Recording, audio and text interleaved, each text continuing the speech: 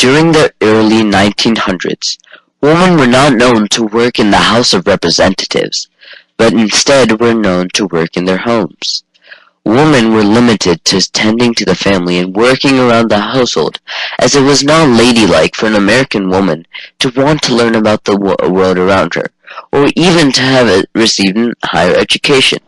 There was a minuscule amount of schools for women that attempted to provide them with the same education that men received. Instead, the education that a woman was supposed to receive was to be polished, elegant, and skilled in the arts. Women in politics at that time did not go together. There was a group of women who called themselves the suffragists, and they managed to change this fact. Alice Paul played a crucial role in the women's suffrage movement. Alice, amidst the conflict of ideas, fought to legislate the 19th Amendment, which gave women the right to vote, and dedicated her life to fight for women's rights. Alice Paul was born on January 11, 1885, in Mount Laurel Township, New Jersey. She grew up with a powerful sense of equality and was raised in a religious environment with a strong Quaker background, where all people were treated the same. After graduating as a star student at the age of 16, Alice attended a Quakers college called the Swarthmore College in 1905, from where she graduated with a degree in biology.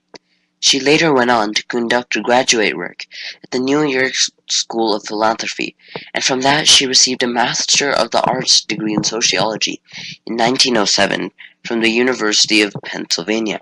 She then went on to England to study social work at the various British universities through a scholarship that she earned.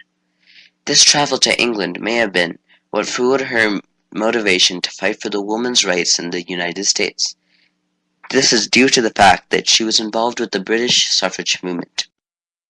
She later returned to America in 1910 and received a PhD in sociology from the University of Pennsylvania. Alice had now been part of NAWSA, or the American Women's Suffrage Association, for 2 years. However, the NAWSA had primarily focused on state-by-state campaigns, but Alice prepared to lobby Congress for an amendment to the Constitution. With this in mind, Alice and her colleagues went on to found the National Woman's Party in 1916, so that they would be able to use their own tactics. This is also one of the reasons as to why she set up an office in Washington, D.C., along with one of her fellow co-workers, Lucy Burns. Soon, the methods that Alice came up with would change the minds of millions and leave Americans shook and change history forever. As her first act to give women the right to vote, Alice Paul set up a parade with Lucy Burns. This was the largest parade that had ever occurred in the nation's capital, Washington, D.C., at that time. Alice knew that there would be plenty of press in town due to the fact that this was right before the gathering for President Wilson's inauguration. So the day before the inauguration on March 3, 1913, around 8,000 women armed with banners and floats flew down Pennsylvania Avenue all the way from the Capitol to the White House. Around 500,000 people watched the parade, but some verbally harassed the marchers. Nonetheless, the number of people who greeted Wilson greatly decreased, and when a member of the president's new party asked where the people were, he was told they all came over on the avenue watching the suffrage parade. Although the parade ended because of some onlookers that started attacking the women, the parade was a major step taken in the suffrage movement due to the fact that it received media coverage. A new tactic the suffragists used in order to gain attention to their movement was to picket the White House.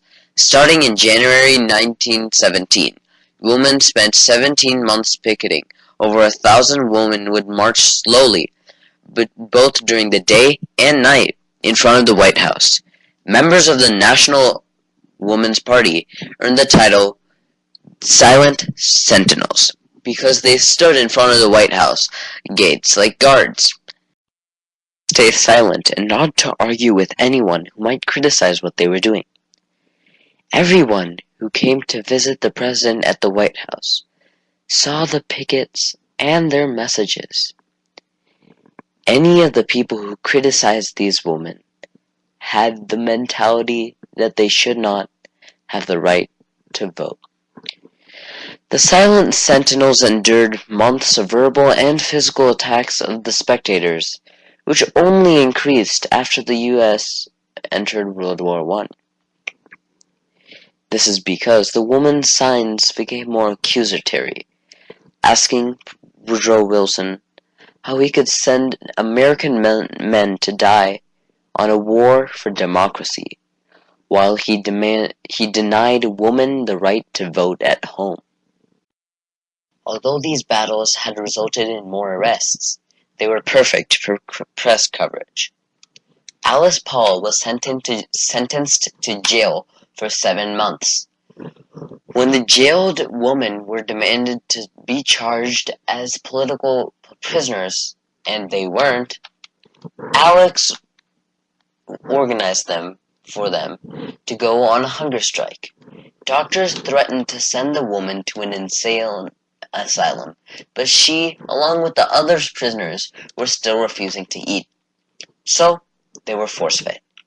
Prisoners were held down by several guards so that they would not move, and a long plastic tube with a funnel on one end was inserted through the prisoner's nostrils and pushed down the esophagus into the stomach, where raw eggs mixed in with milk were poured down the funnel. If that person carrying out the procedure was a doctor or had any medical training, there was a somewhat lower chance that the tube might accidentally be inserted in the lungs or cause some damage to the esophagus. One prisoner named Emmeline Pankhurst said, "I shall never, while I live, forget the suffering I experienced during the days when those outcries were ringing in my ears." It was an important event, however, because it led to a public outcry, of which Wilson, under immense pressure from the suffragists' continued protests and demand, finally reached a compromise, and endorsed the 19th Amendment on September 30th, 1918. Wilson was appalled to learn that the jailed suffragists were being force-fed, and he eventually stepped in to champion their cause. Suffragists and their supporters agreed that Wilson had a debt to pay to the country's women. In his September 30th speech to the Congress, Wilson acknowledges the step saying, "We have made partners of which the women in this war shall we admit them only to a partnership of suffering and sacrifice and toil, and not to a partnership of privilege." The American suffragists, led by Alice Paul, created conflict so that the women of America could come to a better compromise with the men leading the country.